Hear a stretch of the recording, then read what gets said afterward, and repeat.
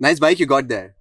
Thank you, but I wish I could get something more quick and easy to ride for my city commute. You mean more of a scooter, do you? A scooter? Nah, I'm a motorcycle guy. What if I told you that there's an R15 in the form of a scooter? Would that change your mind? Maybe? Maybe you should give it a try.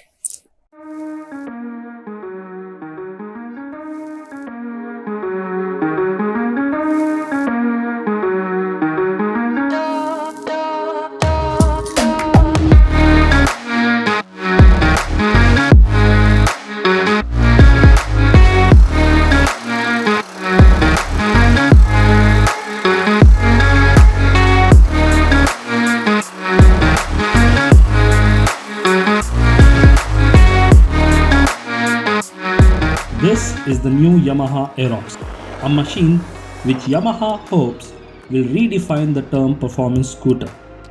A tall order, but does it deliver? Let's start with the design.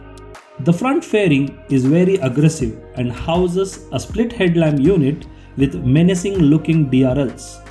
Move to the side and the maxi scooter DNA is evident. You don't mount it like you do on a regular scooter, you have to swing your leg over to get on it. The fuel tank is located right here, and since it's external, you need not get off the vehicle during fuel stops. Opening the flap is also quite seamless thanks to the slick multifunction key shot. The angular bodywork and commanding road presence makes sure that you stand out amongst every other scooter on road.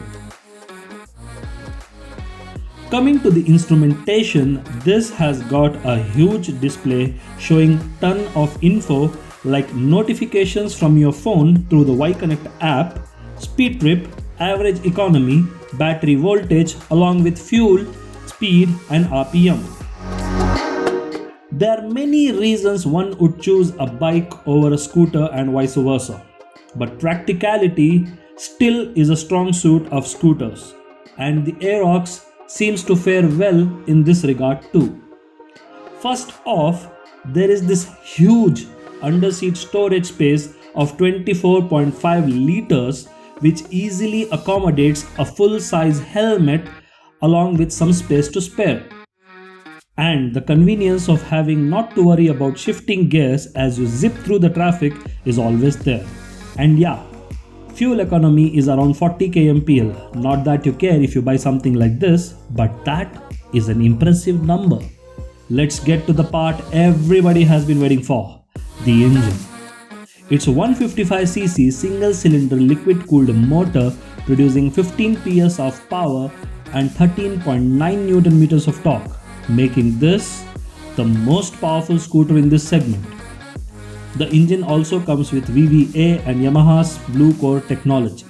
In short, it's the same engine from the Yamaha R15, just in a different state of tune. The 6-speed gearbox is gone and in is the more convenient CVT.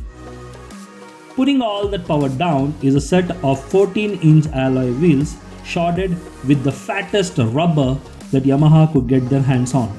110 by 80 at the front and a massive 140 by 80 section at the rear. The braking duty is handled by a single disc at the front with a single channel ABS and a drum at the rear.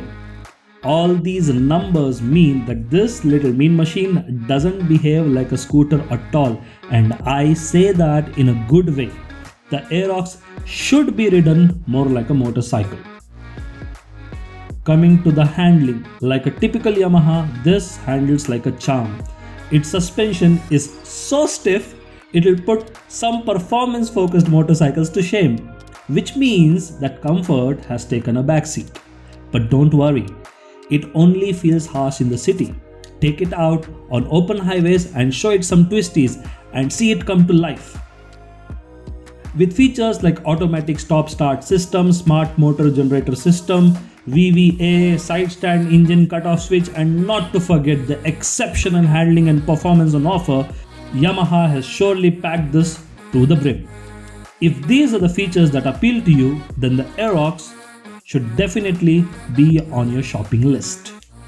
So, what do you think about this motorcycle? Oh, I'm so sorry. This is a scooter, right? Yeah. But it doesn't make me feel so. What do you think about it? A scooter where I have to put my leg up in the first place. I'm actually quite surprised as to how beautifully engineered this bike is. With VVA and CVT, 155cc gives out 14.8 bhp of power. Exactly. And you know what's the best part? That this is the fastest scooter in Indian market right now.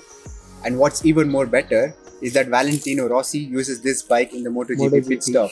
The looks are immaculate, Exactly. sharp, edgy, and modern. This mean machine is packed with technology, but the suspension on the rear is a little stiff. Yamaha should have given a preload adjustment on the rear suspension. Exactly. I totally agree with that. Apart from that, I don't think this scooter is meant for tall riders. I'm 6 foot tall and my knees actually almost touch the dashboard. Although the Aerox is not perfect, it is a mean machine, and that's what we all agree on, because this can fly through traffic and zip on those bad roads easily. Besides, it's a Yamaha. It's fun and convenient to ride and is loved by scooter fans as well as motorcyclists. No other scooter has achieved that, and that too in a world which is hyped full of electric scooters, and that's where the Aerox has made its mark.